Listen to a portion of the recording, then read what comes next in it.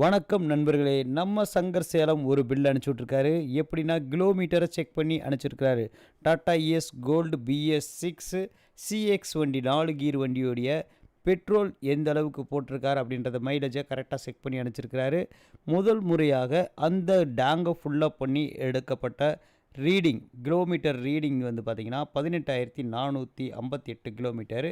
இரண்டாவது முறை ஃபுல் பண்ணும்போது 18,838 கிலோமீட்டரில் வந்து ஃபுல் பண்ணியிருக்காரு.